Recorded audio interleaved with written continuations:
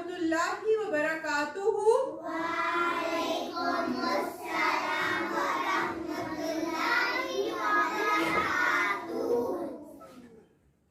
अल्हम्दुलिल्लाह, आज हमारी अरकान साजी जो हरूफ इल्लत अलिफ के साथ कह रही थी मुकम्मल हो जाएगी। ठीक है, आपको याद है ना, पहले हमने बे के खानदान के साथ हरूफ इल्लत अलिफ को मिलाया, फिर जीम के खानदान के साथ, फिर दाल के, फिर रे के, फिर सीन शीन भाइयों के साथ, स्वाद ज़्वाद, तोय ज़ोय, ऐन गैन, फे, काफ काफ गाफ।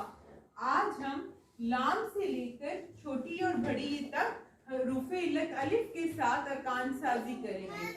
आपको पता है ना कि जब हम लोग अरकान साजी करते हैं तो हम कौन सी इश्काल इस्तेमाल करते हैं? आदि इश्काल इस्तेमाल करते हैं। कौन सी इश्काल इस्तेमाल करते हैं? आदि। तो लाम की आदि शक्ल होगी ल। इसका पेट लाइन से नीचे नहीं आएगा। मीम ऊपर जाए, गोल घुमा के हाथ बढ़ाएं। नून के लिए और नुक्ता लगाएं। वाव की आदि शक्ल होती है? नहीं।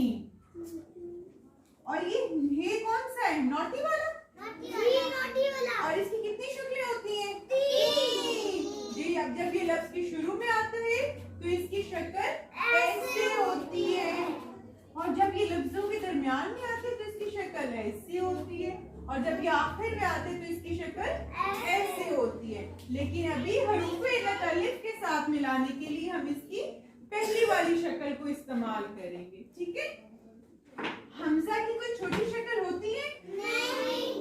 और छोटी और बड़ी की जो शक्ल है वो छोटी शक्ल बिल्कुल एक जैसी होती है।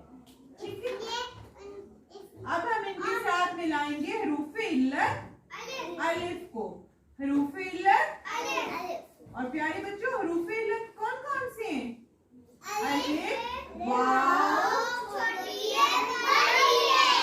और हरूफ इल्लत क्या कहते हैं?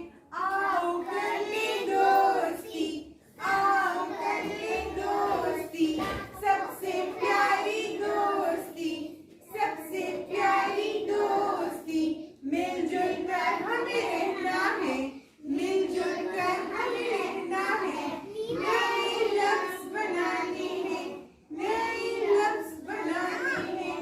और अब हम हरूफ इल्लत अलिफ के साथ लाम को मिलाएंगे। ठीक है, लाम